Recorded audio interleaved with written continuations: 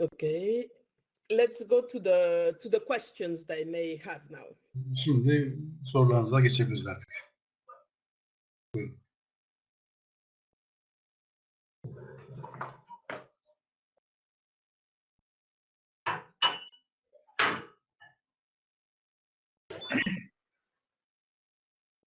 Arkadaşlar sorularımızı yazabilirsek, gerçi sözel olarak da söyleyebilirsiniz.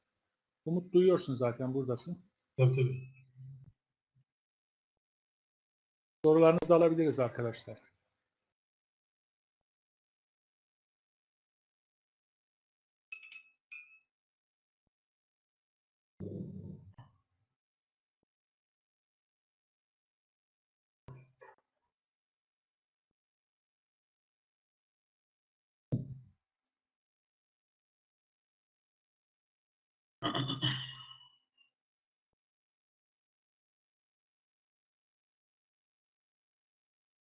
There's no questions?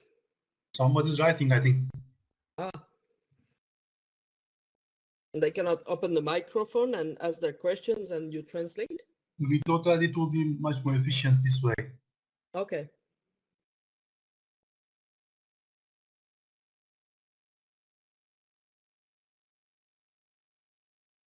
So Ismail asks, which program would you suggest or advise for children with social anxiety disorders? Well, first, there's no, that's, the type of questions I like very much, because there's not a specific program for social anxiety, because there's plenty of other things going on. It's not just social anxiety. It's, you need to analyze also what's going on in the family. It can be, I can go to ER or SR in function of the other difficulties that go with it. If we are in a case of phobia and things like that, I would go probably to the SR programs to start with. If it's just more like shyness, things like that, I would go more to the ER programs. Please, when they ask questions, global questions like that, I cannot answer. I need to have more detailed information on the problematics of the person. Okay. Aslında İsmail Bey'in sorusunu aktardım. Yanıt olarak şöyle dediler. Aslında çok hoşlandığım tarzda bir soru değil, çünkü bir sosyal kaygı bozukluğu dediğimizde tam olarak neden bahsediyoruz? Altında yatan ya da eşlik eden başka neler var? Ailedeki durum nasıl? ER mi, SR mi, hangisini seçeceğime karar verirken diğer danışanın içinde bulunduğu güçlüklere bakmam gerekir. Örnek veriyorum ben. Sadece utangaçlıktan söz ediyorsak, o tip sorunlardan söz ediyorsak belki bir ER programı seçmek daha uygun olurdu, ama fobiler eşlik ediyorsa örneğin bu duruma SR programıyla başlamayı tercih ederdim. Bu tip sorularınızda biraz daha fazla detay verebilirseniz sevinirim. Neşe Hanım'ın şimdi sorusunu aktarayım. And a question from Ms. Neşe. For children between 11 and 14 years old, for attention and exam anxiety problems, I started... And what? I'm sorry? Attention and exam anxiety, exam nervousness problem. I started with ER0 and I am planning to continue with ER1. What would you suggest? Well, yeah, why not? It depends on it's always the same question. Yeah, it's good. Do we want to train more the linguistics for anxiety? Remember that language is very important into getting good self-esteem, into so yeah, ER1 can be a possibility. ER2 can be another possibility in function of the problematics of the more precise problematics of the clients he's working with. Neden olmasın diye yanıtlıyorlar. Düşünülebilir bir program. Dil gelişimi ne çünkü anlatmamış olabilirsiniz belki. Şunu unutmayalım. Dil gelişimi bu tip danışanlarda özgüveni geliştirmek açısından, özgüven açısından çok önem kazanabiliyor.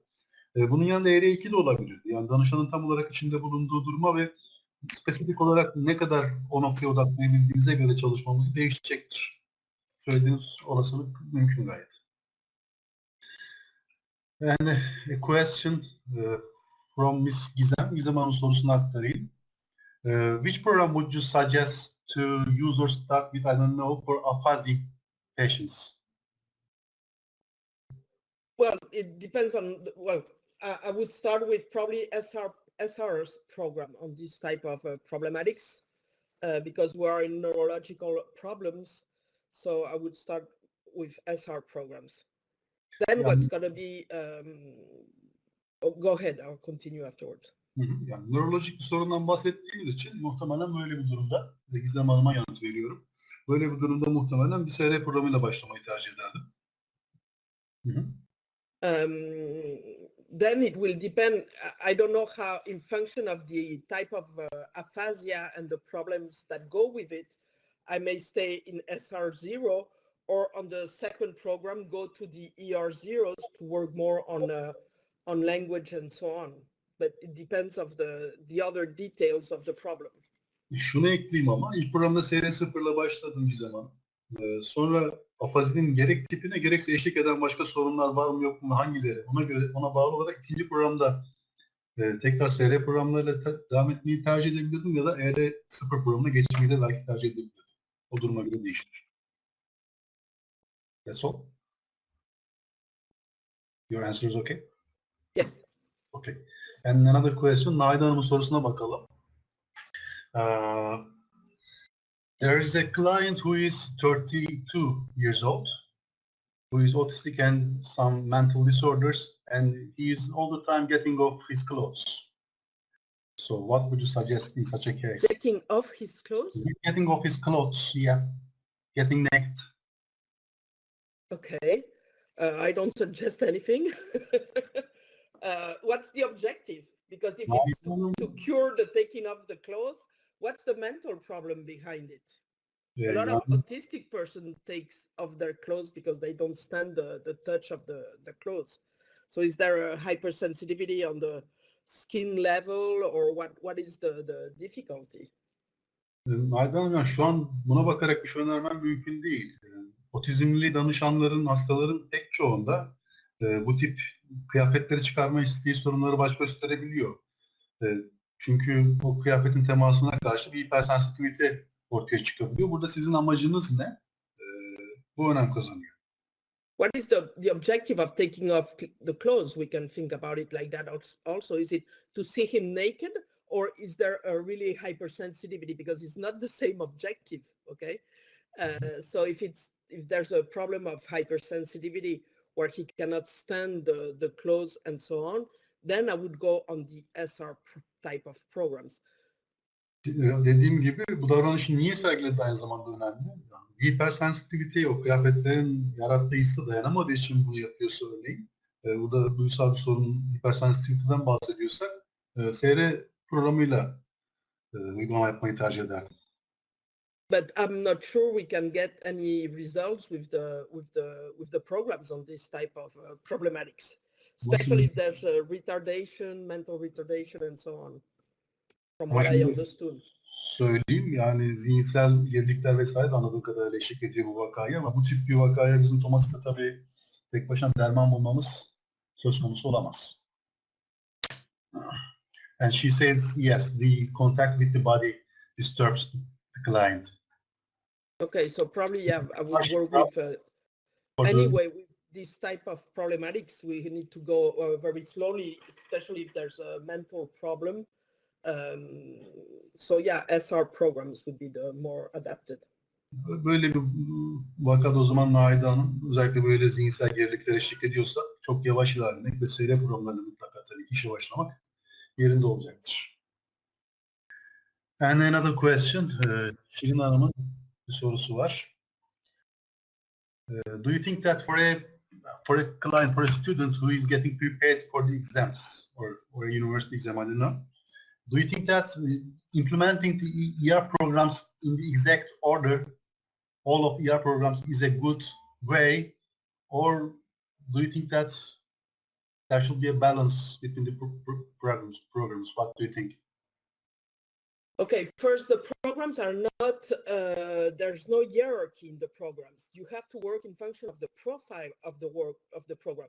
You don't implement from 0 to 4 or 5.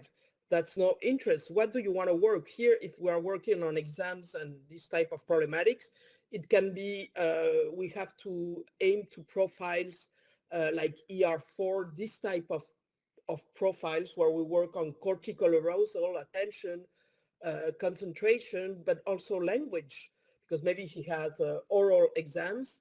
So it's he has to go and look at the profiles like the ER4, or you see, I use my little slides like this also, ER3, ER4 type of programs, but you don't go from 0 to 4 or 5. No, there's no interest. Each program is built up in function of a profile. Evet, Şirin Hanım, önce şunu söyleyelim. Yani bizim programlar arasında o numaralandırmaya bağlı bir hiyerarşik dizilimimiz yok. Yani sıfırdan başlayıp ER'de 5'e kadar şiddetleniyor, güçleniyor diye bir şey yok. Programların her birinin kendine has bir etki profili var. O demin ekranda gösterdiği grafikleri var programların. Orada hangi bölgeye ne düzeyde etki ettiğini görüyoruz. Yani bu tip sınavla ilgili bir sorunu olan veya buna hazırlanan bir öğrenci için benim önerebileceğim mesela ER3-4 olabilirdi. Bunlar daha çok kortikal enerji, dikkat, konsantrasyon ve dil becerilerine etkilen programlar. Belki sözlü bir sınava hazırlanıyorsa dil alanına etki etmekte faydalı olabilirdi. Dediğimiz gibi programları numaralar açısından bir etki şiddeti hiyerarşisi içindeymiş gibi algılamıyor. So I would go for ER2, 3, or 4, but not all of them. There's no, I don't see the interest of doing that.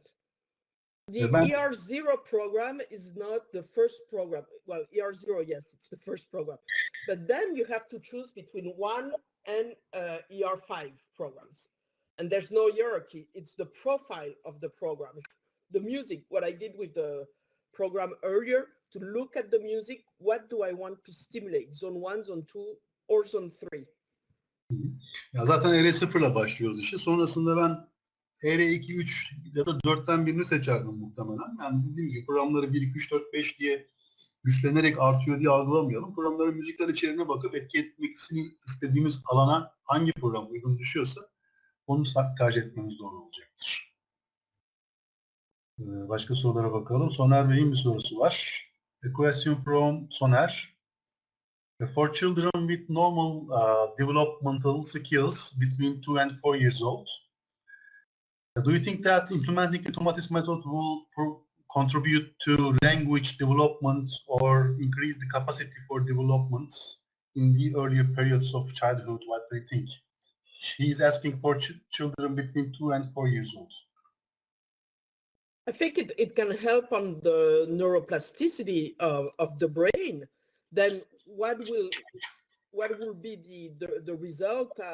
I don't know. Is it going to be smarter? I don't have any idea. Maybe it can, yes, maybe increase the language. But do we need to stimulate children who are okay? That's the question I would ask myself. Or do we let them develop normally and at their own rhythm if they're doing okay? Yani belki nöroplastisite üzerine etki ediyor olabiliriz bu uygulamalarla. Yani daha zeki, daha kapasiteli hale gelir mi gelmez mi bunu bilemiyorum. Ama burada bence temel sorulması gereken soru şu. Normal gelişim çizgisinde devam eden bir çocuğa gerçekten müdahale etmek doğru olur mu? Yoksa kendi gelişimsel sürecini izlemesine müsaade mi etmeliyiz? But yes, it can help on language integration and discrimination and so on. That's clear. Ama evet, uygulanırsa dil edinimine, ses ayırt etme becerilerine vesaire bu tür şeylere faydası olabilir. Açık. But remember also that the brain develops at its own rhythm and there are things we cannot accelerate. Şunu da aslında unutmayalım. Beyin her zaman kendi ritmine göre, kendi temposuna göre gelişimini devam ettirir ve biz bazı şeyleri, bazı gelişimsel süreçleri hızlandırma şansına sahip değiliz.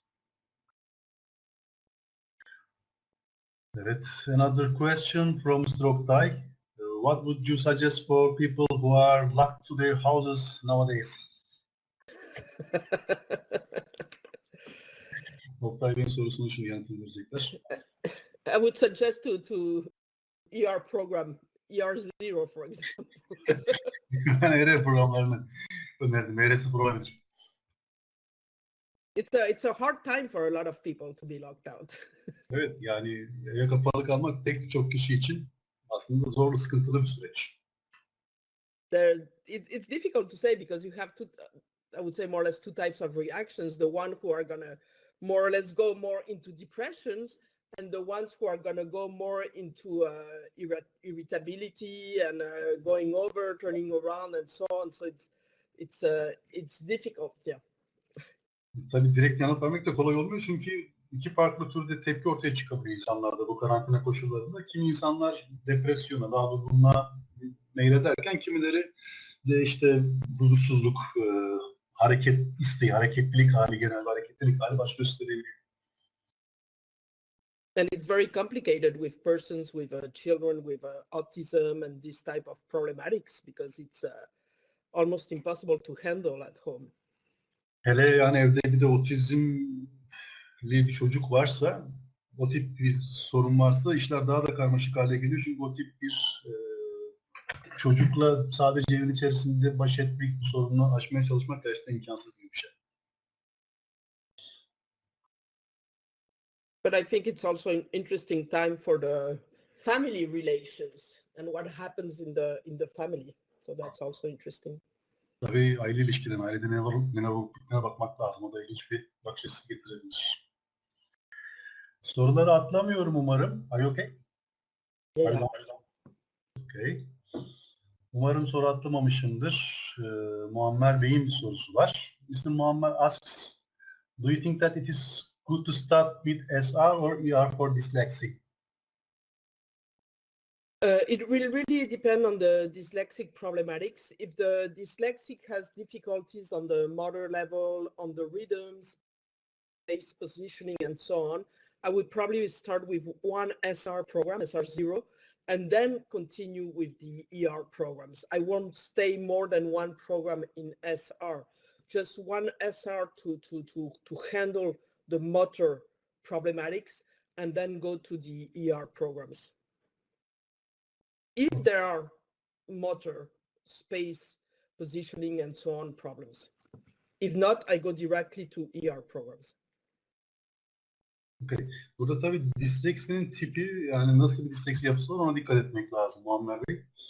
Ya, motor sorunlar varsa, ritim sorunları varsa bu disleksinin içerisinde, uzayda kendini konumlandırma, pozisyon alma ile ilgili sorunlar varsa ben bir kur önce SR0 uygulardım. Sonra ER'ye geçerdim ama muhtemelen de bir kurdan fazla SR uygulamayı tercih etmezdim. İkinci kurdan itibaren ER'ye geçerdim. O ilk kurda motor sorunların çözümüne odaklanmaya çalışırdım. Merve Hanım'ın sorusu var. DEHAP nedir Merve Hanım tam olarak?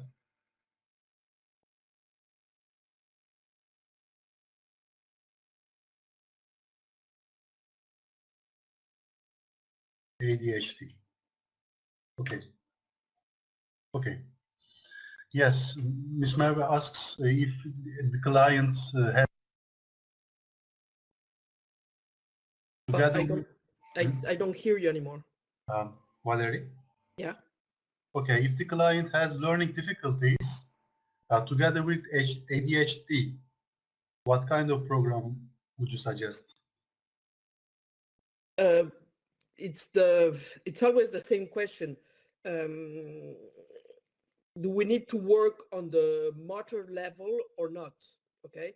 Remember, it's kind of like with dyslexic. Sometimes we need to do one SR program before going to ER programs because the hyperactive child is going to need energy. Okay. So we will find much more energy for cortical arousal so he can put attention and so on. And also for the learning difficulties in the ER programs. Okay. But sometimes we need to go on SR to work on the motor level first, but at just one program and then go on the ER programs. Yine burada da aslında deminki meseleyle karşı karşıya geliyoruz Merve Hanım. Yani motor alan üzerine çalışmak gerekli mi değil mi? Buna bakmak gerekiyor. Disleksi de demin açıkladığımız gibi. Motor sorunları varsa önce tek bir kurs SR uygulayıp sonra ER'ye geçmek faydalı olabilir. Tabii ki yani hiperaktif bir çocuktan bahsediyorsak bir enerji gereksinimi var. Kortikal uyarıma ihtiyaç duyuyor. Öğrenme güçlüğüyle ilgili alanlar. Bunlar üzerinde ER programları etkili olacaktır. Bu tip durum varsa sadece bir kuruluk seyreden sonra ER'ye geçiş yapmak lazım. ADHD are craving vestibular stimulation because they are lacking cortical stimulation. So that's one of their big problems. So if we give too much vestibular stimulation, it's gonna increase the body movement. So that's why it's depending exactly on the case, but in a general manner, we will go more onto the ER programs to go Şunu to da ekleyelim. cortical arousal and stop the vestibular craving. Okay. Şunu da ekleyelim. ADHD vakalarında aslında kortikal enerji eksikliği çektiği için o danışan bu açığını vestibüler hareketlerle, vestibüler enerji üzerinden kapatmaya çalışır ve sürekli hareket halindedir. Eğer biz sürekli vestibüler enerji verirsek, vestibüler alan üzerine yoğunlaşırsak bedensel bu hareketli daha da arttırmamız riski ortaya çıkar. Dolayısıyla en azından belli noktadan itibaren, ikinci kurdan itibaren en geç ER programlarına geçmek sadece bu tip bir tablo karşımızdaysa daha uygun olacaktır. And that's why it's people to work with. It takes quite a long time to get results because we have to go from a vestibular stimulation to a cochlear or more cortical arousal stimulation, and it's going to take time for the child to give up the vestibular stimulation that goes through movements, okay, to be able to go to a more cortical stimulation and be able to use that cortical stimulation. So he has to change completely the way he integrates sensory information. Okay. Yani bu tip vakalarda kat etmemiz gereken mesafe de dolayısıyla uzuyor. Çünkü vestibüler uyarımla başlayıp oradan kortikal uyarıma dönmek zorunda kalıyoruz. Bu da zaman alıyor. Danışman şunu zaman içinde öğrenecek. Vestibüler alan üzerinden kendisine enerji temin etmeyi bırakıp kortikal enerji üzerinden kendisini beslemeyi öğrenmesi gerekiyor. Bu da işte gelen duysal uyarımlara farklı bir şekilde yanıt tepki vermeyi öğrenmesi anlamına geliyor. Bu anlamda çözümünde biraz daha uzun zaman harcayabildiğimiz sorunlar var. Soru atlamayayım diye şöyle bir bakıyorum. Ceylan Hanım'ın bir sorusu var. Ms. Ceylan asks, we are not able to implement the Tomatis method to some clients or all clients during this epidemic period, you know. So would you suggest use of sensory or forebrain? Would we suggest them to buy that devices during that period? Well, personally, for example, all my clients are using forebrain. I have one client with sensory, which is a child, but all others are using forebrain. Yes, if they can get sensory or forebrain, it would be perfect during the period of not being able to see our clients. I have a lot of clients waiting to start again, but it's gonna. In the meantime, yes, I asked them to work with forebrain or sensory. Yes. Evet, Ceylan Hanım'a yanıt olarak ben kendi adıma evet tüm danışanlarımdan bunu istiyorum. Bir çocuk danışanın sensörü dediğimiz cihazı kullanıyor. Diğerlerinin hepsi forebrain kullanıyor. Pek çok danışan şu anda tekrar Tomatis'e başlamak için bekleme sürecinde dediğiniz gibi bu süreçte mutlaka forebrain kullanmalarını eğer mümkünse alabiliyorlarsa ben istiyorum. And if they don't have forebrain or sensory for the moment, if they can read out loud at home, it would be already a good exercise to maintain when they are able to read, to maintain the work, or that the parents read to them also. Yok bu cihazlara erişme şansları bulunmuyorsa da ben sesli okuma yapmalarını istiyorum. Yani ulaştığımız seviyeyi korumak açısından danışanın kendi okuma becerisi de yoksa anne babanın sesli okuma yapmasını, bu şekilde egzersiz yapmalarını ben öneriyorum. So for an adult, at least 15 to 30 minutes of reading out loud every day. We remember a good posture, good voice also. And if they don't have the forebrain, to put the right hand like this in front of their mouth, so they send the higher frequencies back into the ear. So we're going to use the audio vocal loop to keep the stimulation we have made with the talk set. Did you say 15 minutes? Yeah, for an adult, between 15 and 13 minutes. 30 minutes. 30. Sorry. 15 to 30 minutes a day. Okey. Ben yetişkin danışanlarım için şunu öneriyorum. Yani cihaza ulaşma şansları yoksa günde 15 ila 30 dakika doğru beden duruşuyla, dik bir duruşla günde 15-30 dakika sesli okuma egzersizini sağ ellerini gösterdiğim gibi ağızlarının önüne koyarak yapmalarını istiyorum. Bu sağ elinin esprisi de yüksek frekansların kulağa ulaşmasına daha fazla izin vermesi. And for a child, in function of their capacities, it can be 2 minutes up to 5-10 minutes, adolescents up to 15 minutes also. Bir çocuk da içinde bulunduğu kapasite durumuna bağlı olarak 2 dakikadan belki 10 dakikada çıkabilecek. Bir ergen de belki 15 dakika tercih edilebilir. Yani sürede danışanın kapasite durumuna göre belirlenmeli. And tell the parents, if they're reading a story to the child, for example, to put themselves on the side of the right ear so they get more information through the right ear. Not face to face you mean? Yeah. Okay. Bu arada eğer anne baba çocuğa okuyacaksa bir şeyler sesli, o zaman da sesin sağ kulağa ulaşacağı şekilde sağ tarafa doğru konumlanmalarını anne babaya öneriyorum ben. Ya da hangi yetişkin uygulayacaksın? So like that, they sit with the book, they're sitting next to the child on the right side, and they can show the book and so on, and talk on the right side of to the right ear of the child. Çocuğun karşısında değil, sağ tarafında, çocuğun sağ kulağına ses ulaşacak şekilde yanına oturup kitabı da görmesini sağlayarak o şekilde bu uygulamayı yapmaları daha faydalı olacaktır. Okay. Ceylan Hanım'a yanıt verdik. Neşe Hanım'ın başka sorusu var. Another question from Miss Neşe. A 4 years old child with normal developmental skills but stuttering. What would you suggest?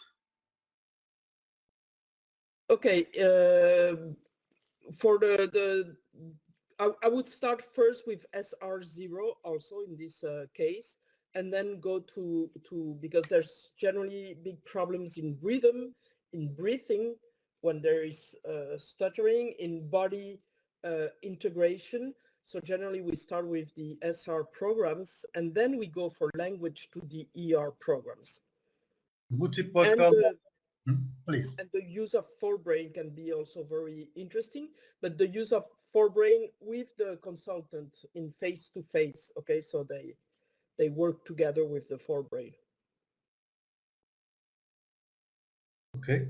Bu tip danışanlarda genelde yani bu kekemelik sorunu işte ritim, nefes, bedensel bütünleme gibi süreçlerle bağlantılı olabiliyor. O anlamda beden süreçleri üzerinde çalışmak için SR0 programıyla başlamayı ben öneririm. Sonrasında dil bölgesi üzerindeki yaratacağımız etki için ER programlarına geçiş yapılabilir ama ek olarak bunlara forebrain'in çok faydalı olduğunu düşünüyorum. Özellikle danışmanla danışanın karşılıklı birlikte yapacağı forebrain egzersizleri Neşe Hanım vakalar için çok faydalı olabilecektir.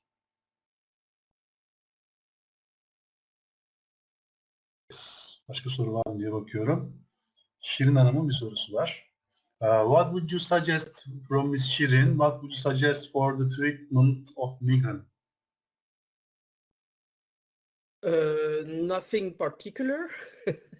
Some aspirin. No, I'm joking.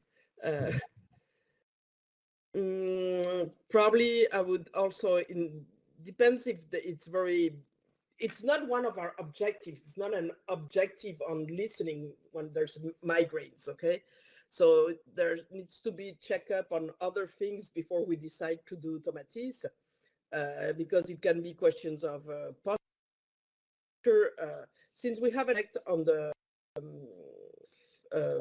trigeminal nerve, we can start using, it depends also if the person is kind of depressive or not, because we could go to, I would start maybe with ER0 program. Yani tabii migren bizim direkt çözümüne uğraştığımız bir şey değil. Sıkıntı değil. Yani bu vakaya ne eşlik ediyor? Buna bakmak lazım. Başka neler var? Buna bakmak lazım. Biz Tomatis'te trigeminal sinir üzerine etki ettiğimiz için bu anlamda belli etkilerimiz olacaktır. Ben depresif mi danışan? Öncelikle buna bakarım. If he or she is not depressive, you would suggest ER0, as far as I understand. No, even if she's depressive, even more ER0. Okay, excuse me. Ve depresif olup olmadığına bakarım. Eğer depresifse özellikle ER0 ile başlamayı tercih ederim. Böyle bir danışanla. With depressive people, you cannot use the SR programs, okay? Because you're working too much on the vestibular part, too much on the body part.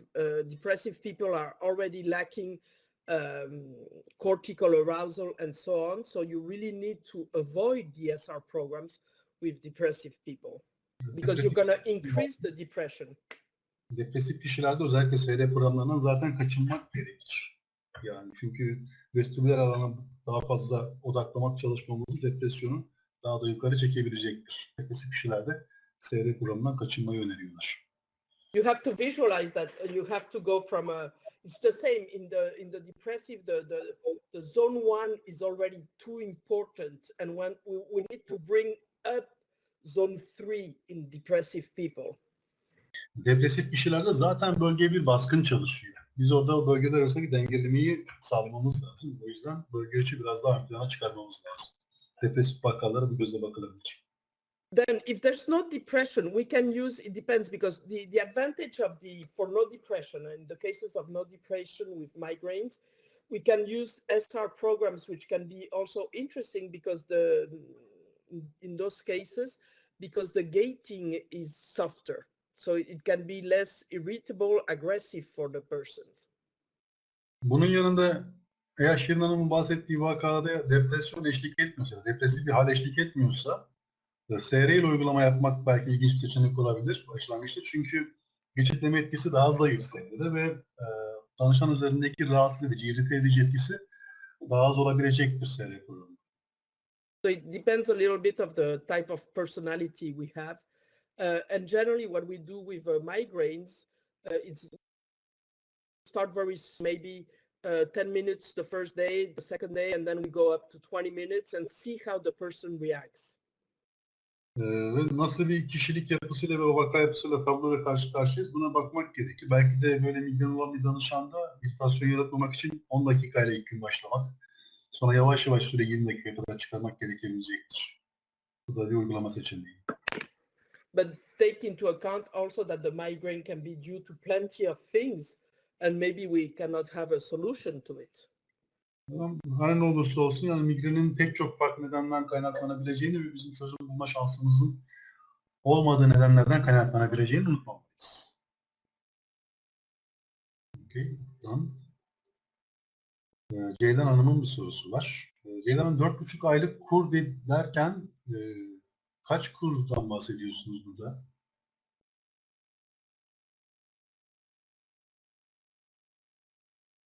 İlk kur ve sonrasındaki ara mı acaba? 3 kur bitti diyelim.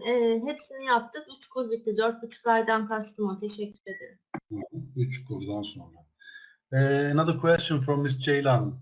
For a dyslexic case, dyslexic client, after the implementation of 3 intensives,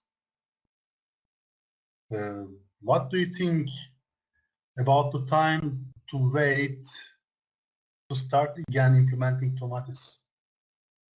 Well, it depends on the evolution of the client. If there has been a good evolution with the 3 intensive, we can wait up to 3 months. If the evolution is like so, we can maybe start again in 2 months after the end of the third intensive.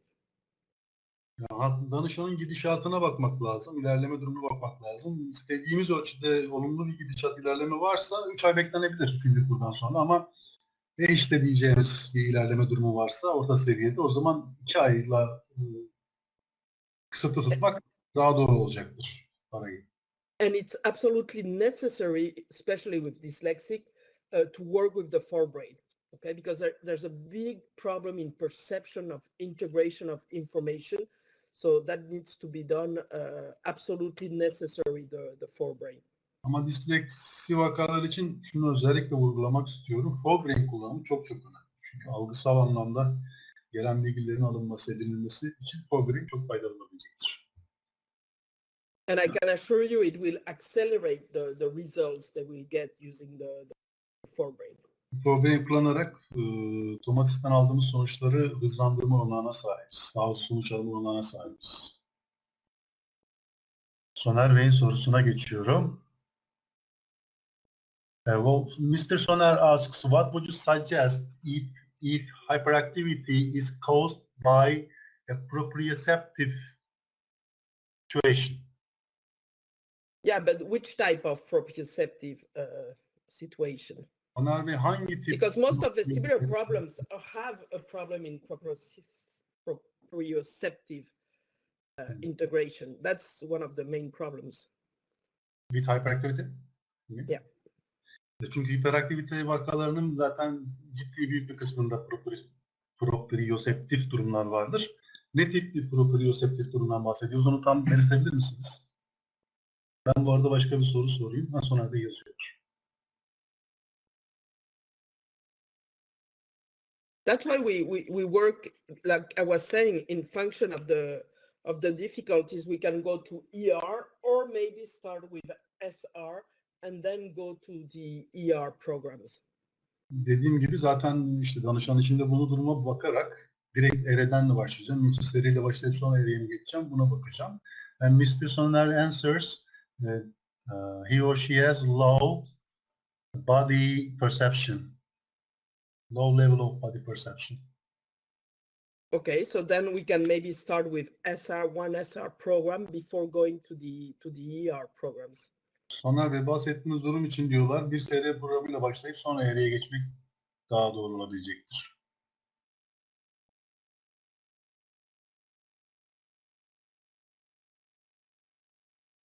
Diyorum. Soner Bey bir şey yazıyorlar. Thank you says Soner. Rica ederiz. You're welcome, Sonar. Rica ederiz. Şirin Hanım'ın sorusunu görüyorum.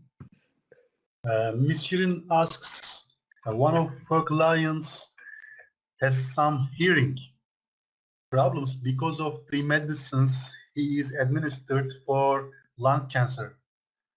So do you think that implementing Tomatis will be wise in such a situation?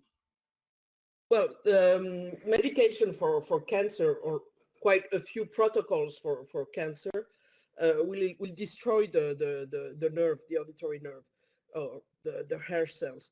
So we can stimulate, but we cannot recuperate. Okay, and it can be also interesting to work when we work more with cancer. It's not for the hearing, but more for anxiety, for energy, for this type of problematics. It can be very interesting to work, but we cannot recuperate because there's a damage with the protocols on certain cancers. Yeah. Okay. Şirin Hanım şöyle yanıt veriyorlar. Yani akciğer kanseri de bunların arasında olabilir. Birçok kanser tedavi protokolünde uygulanan ilaçlardan dolayı evet işitme sistemi üzerinde kalıcı hasarlar oluşabiliyor. İşitme tüy hücreleri üzerinde. Bizim bu kalıcı fizyolojik hasarları geri döndürme şansımız yok. Ama bizim kanser hastaları üzerinde yapabileceğimiz ilginç çalışmalar mesela anksiyete ve enerji düzeyi üzerinde ilginç bir çalışma yürütebiliriz. Bu anlamda danışana faydalı olabiliriz ama o fizyolojik olarak o kaybedilen işitme kapasitesini yerine getirme ya da ona dönük bir şey yapma olanağımız ne yazık ki yok. And it could be interesting to work also because of the protocols, medication protocols and so on, to work on fatigue because generally there's a lot of loss of energy and body and intellectual, cochlear also energy. Aynı zamanda o kullanılan ilaçlar ciddi anlamda hem bedensel hem entelektüel, zihinsel yorgunluğa da yol açabiliyor. Bu anlamda biz bu yorgunluk üzerinde de çalışarak faydalı olma şansımız belki olabilir. So interesting to give energy to fight against the cancer. Yani kanserle yürüttüğü savaşta danışana enerji vererek destek olabiliriz belki. And work also on the motivation to fight the cancer and so on. Aynı zamanda yine bu mücadelesinde motivasyon sağlamaya yönelebiliriz. Okay, İsmail Bey'in bir sorusu var. Mr. İsmail says he has a female client of 16 years old. Do you think that implementing Tomatis will be good in addition to cognitive therapies? What's the objective? İsmail Bey, hedefiniz nedir vakanızda? Yazmanız mümkün mü? Ya da söylemeniz. Trikotillomani. Okay.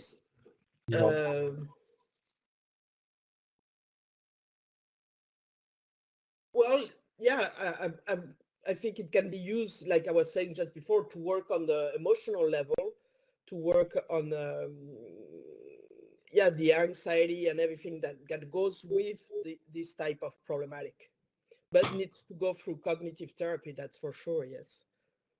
Yani evet, bilişsel terapiyi zaten alması gerektiği çok açık gibi görünüyor. Ben bu tip vakalarda daha önce söylediğim gibi duygu durumu üzerinde, anksiyete üzerinde Tomatis'te çalışma yürütmeyi tercih edebilirim.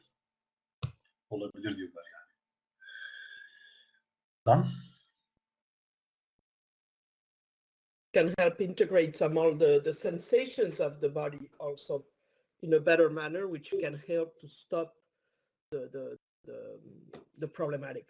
Aynı zamanda sorunun yatışmasına yardımcı olması için beden düzeyinde bu yedim bütünleme süreçlerine de katkı sağlanabilir diyorlar.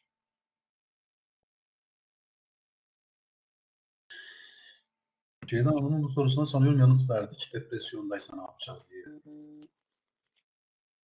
Yok, hayır vermediniz. Bu başka bir soru. Umut Bey. Bir saniye Ceyda Hanım'ın bir daha bakalım. Tinnitus. Okay. Ms. Ceylan has a question. The client has tinnitus and also depression. He or she is depressive. So what should we do? Then I would start more with a ER type program, ER0 program, going slowly to see how the person reacts. And I would stay on the programs that go less, the ER programs that don't go too much in the higher frequencies in zone 3. Okay, so work zone 1, zone 2, and on the using the ER programs that work on that area, and taking out the programs that work more on zone 3. Like for ER4, I wouldn't use too much. ER2 either. ER3 either. I would go more for ER2, ER0, and ER1 type of program. Because they are more zone 1 and 2 oriented? Yes. With tinnitus, we don't want to go too much into higher frequencies. Okay. Şöyle söyleyeyim. Önce en son söylediğini aktarayım. Yani kulak çınlaması vakalarında çok yüksek frekansları danışana sürekli sunmayı biz tercih etmiyoruz. Doğru bulmuyoruz. ER0 programıyla başlardım. Gidişata duruma bakardım takip ederek. Ondan sonra diğer ER programlarıyla devam edebilirdim ama bölge 3'e daha az nispeten etki eden ER0, ER1, ER2'yi tercih ederdim. ER3 ve ER5'i bu anlamda çok tercih etmezdim. Bölge 3'ü çok ön plana çıkaran, yüksek frekansları çok ön plana çıkaran programları kulak çınlaması durumlarında tercih etmezdim. In a general manner, we use the SR programs for these types of problematics because the gating is softer, so less tension on the higher frequencies, and the gating being softer, they accept better, and there's less, as we saw the comparison between the SR0 and ER0, we work less in the higher frequencies. That's why generally we use SR, but with a depressive type of person, I wouldn't use the SR programs. Normalde sadece kulak çınlaması deseydiniz SR'yi tercih edecektim. Çünkü o karşılaştırmada gördünüz geçitleme etkisi daha az. Yüksek frekanslardaki rahatsız ediciliği daha az olacaktı SR programının. Ama depresyon dediğiniz için, yani ben depresif danışanlarda SR programları uygulamayı tercih etmiyorum. O yüzden böyle bir yol çizdim. Or what she can do is do 7 days of SR and then go to ER. Ya da şunu yapabilirsiniz. Mesela 7 gün SR uygularsınız, sonra ER'ye geçebilirsiniz. Bu da bir seçenek. Okay.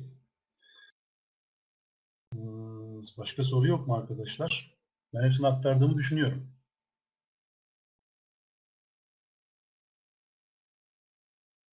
Okay, thank you. I don't think we have no more questions. I think we have no more questions. Okay. So Ben bir soru sorabilir miyim? we'll stop here. One question. Kimden duyuyorum? Ben Nahide Akçe. Haydi Hanım buyurun. Günün sonunda bizler de bitkin oluyoruz. Akşamları tomatisimizi alıp da bizim için jet bir müzik dinlendirici ne önerebilir? Yani neyi dinleyelim? Hangi programın hangi müziğini dinleyelim? Şöyle bir dişleşelim diye diyorsunuz. Hı? Değil mi? Valerie, Miss Naide says, as the practitioners, we become also quite tired at the end of the day, at the end of the business day. So, would you suggest some certain Tomatis music to listen for a while in the evening to get some energy for ourselves? What do you think? Yeah, it can be interesting to use some musics with. Wait, let me try to go back a little bit here. Up Biraz here, geri- this type. Maybe they can use full spectrum, okay, to cover the three zones, and also the musics with high pass filters, like this one with a filter, a Mozart Music high pass 500, or this one 500 8000 that cover the whole spectrum. Yani tüm frekans bandını etki eden Mozart müziği. Filtresiz Mozart müzikleri dinlenebilir. Üç bölgede etki etmiş olursunuz. Ya da 500 Hz yüksek geçişli filtrelenmiş, burada gösterdiğim sağ tarafta en altta yer alıyor. O tip bir müzik tercih edebilirsiniz. Ya da 500-8000 Hz arası band geçişli filtre uygulanmış yine müzikleri, Mozart müziklerini tercih edebilirsiniz bu amaçla. And if they're a little anxious, they can use also some Gregorian, or if they don't like Gregorian, the SMU. So they can do a little program like that. Hı. Eğer anksiyete durumu varsa örneğin eşlik ediyorsa Gregorian müzik buna belki eklemeyi tercih edebilirsiniz. Gregorian'dan hoşlanmıyorsanız SMU müzikler var yeni programlarda. O SMU'yu onun yerine tercih edebilirsiniz. Teşekkür ediyorum. Thank you. You're welcome. Herhalde tamamız anladığım kadarıyla. Oktay Bey? Benim adım ya da.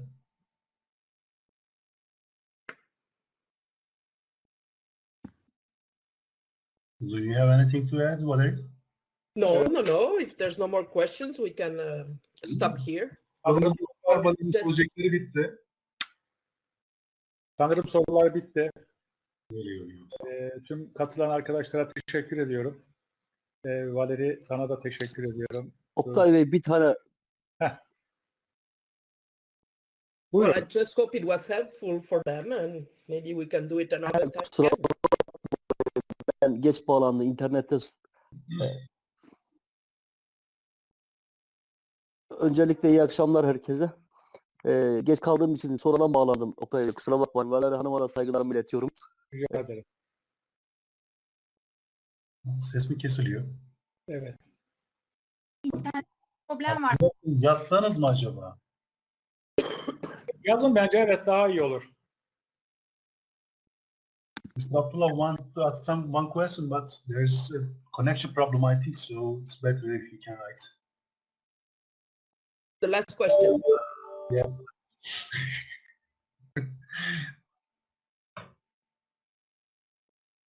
Birbirine girdi. Ya bu nasıl internet arkadaş ya. Siz yazın Abdullah Bey bence. Tamam abi yazayım. Tamam. Ya şey diyorum Oktay Bey, otistik çocuklara uykuda dinleme olayı var. Dinletiyorlar. Ben dinletmedim şimdiye kadar da. Önerir mi? Yani ne kadar faydası olur bu işin abi? Onu soracaktım sadece. Kim yapıyor bunu? Ya Tomatis uzmanı diye işte size gelip belge alanlar abi. Uykuda dinletilir mi? Valeri Hanım dinletilir demiş dediler. Ben öyle bir şey duymadım. Ben hoca hanımın 2 sefer eğitimine geldim. Böyle bir şey duymadım. Hani hiç yoktansa en kötü ihtimal yani yapanlar da iyi niyetli ama uyku saatinde Tomatis ne kadar faydalı olur otistiklere? Tamam. Aktarıyorum ben onu. Size ben bir tek bunu sana zahmet. Evet. Umut dinledin mi abi? Valeri? Evet, Yes, evet. I want to add something, to the person who has tinnitus with depression. Instead of doing the SR0 program, maybe she could start exceptionally with the SR2 program, which works more as a large profile and it's less vestibular in a certain manner. So to do 7 days of SR2 and then go to ER0. Önce Abdullah Bey'in sorusundan önce bu kulak çınlaması depresyon beraber olduğunda ki durumla ilgili bir soru vardı. Ceylan Hanım hatırlamıyorum. Ona şöyle bir ekleme yapmak istiyorlar. SR0 yerine SR2 ile başlamak tercih edilebilir. Bir bölgesi üzerindeki etkisinin daha iyi olması açısından. 7 gün SR2 ile, SR0'a değil de yani SR2 ile uygulama yaptıktan sonra ER'ye geçmeyi daha iyi olabilir diyorlar. Okay. Peki çok pardon, onu 14 güne tamamlayacağız değil mi? 7 gün SR'yi 14 güne. Bu arada çok teşekkür ediyorum. Sağ olsun, minnettarım. Yani 7 gün SR yapıp 7 gün ER mı tamamlamak? Yani 14'e mi tamamlamak? Soralım. She thanks you a lot and adds, so we complete the program for 14 days. 7 days with SR and 7 days with ER. Exactly. Evet, tam olarak öyle dediğiniz gibi. And the question from Mr. Abdullah, he says that from some practitioners we hear that they implement the Tomatis method or talks up during the sleep of an autistic child or autistic children. What do you think about that manner of implementation? Well, they know what I think. He's talking about night sleep, I think. What? I think he's talking about night sleep, nighttime sleep. The problem is that normally there should be interaction first with the child and the family when they're doing the Tomatis program, and then they have to know that the ear is not well positioned when it's lying down. So the vestibular system, particularly the semicircular canals, don't work in an optimal manner when we are lying down. So that's one thing. And then the problem is that putting headphones when you're sleeping, you move. And most of the time, the bone conduction is not touching the head. So that's why I don't agree on doing it at sleep. The other thing is that the brain is doing other things also when it goes to sleep. So I'm not sure it's the best way of doing it. If they cannot do otherwise, they can do it like that. But I personally don't go for that. Okay. Abdullah Bey'in sorusuna yanıt olarak şöyle diyorlar. Yani ben pek çok bakımdan itiraz ediyorum bu duruma. Yani olmaması gerektiğini düşünüyorum. Bir kere Tomatis seansları sırasında çocuğun aileyle, etrafındaki kişilerle bir etkileşimi olmalı. Bunu elinden almış oluyorsunuz. Bir ikincisi yatar pozisyonda, uyur pozisyonda özellikle kulağın pozisyonu iyi değil. Özellikle vestibül ve yarı dairesel kanallar dikey konumda değil, yatay konumda bunun Tomatis etkisi açısından faydalı olmadığını düşünüyoruz. Bir diğeri uyku sırasında insan sık sık hareket eder, hareket halindedir ve ben uyku halinde aygıt takılıyken kemikten iletimin düzgün gerçekleşebileceğini düşünmüyorum. Bir diğer itiraz ettiğim nokta beyin uyku sırasında birçok başka süreçle meşgul, başka işlerle meşgul. Onlara engel olmuş olmayalım. Yani başka yol bulamadılarsa bunu uygulamış olabilir mi insanlar? Belki olabilir ama ben kendi adıma böyle bir uygulamayı tercih etmezdim diyorlar. Çok teşekkür ederim. Sağ olun Umut Bey. Selamlarımı, saygılarımı iletiyorum. İyi çalışmalar. Sağ olun. Thank you very much. Okay. Malum iftar vakti. Okay. You're welcome. Okay, so we'll stop here. I think we are done, yeah. Sanırım bitiriyoruz arkadaşlar. Evet, Okay. sanırım bitti. Tüm katılan arkadaşlarıma teşekkür ederim. Valeri'ye çok teşekkür ederim. Bize çok değerli zamanla ayırdı. Sorularımıza yanıt verdi. Umut, sana da teşekkür ederim. Ne demek? Thank you very much, Valerie, for the valuable time you have spent for us. You're welcome. Thank you so much, Valerie. It was really helpful. Hello, Perim. Hello. Okay, you're welcome. We can do it anytime. Bizim için iyi bir deneyimdi bizim için. Böyle ilk defa bir canlı yayın yaptık online bir ortamda. Umarım başarılı olmuşuzdur. Herkese teşekkür ederim. Çok sağ olun. It was a first and interesting experience for us. I hope it was helpful for everyone. Thank you very much, everybody. Okay, Bye, thank bye, you, everybody. Bye bye. Herkese iyi akşamlar. Görüşmek üzere. Okay, bye-bye. Bay bay.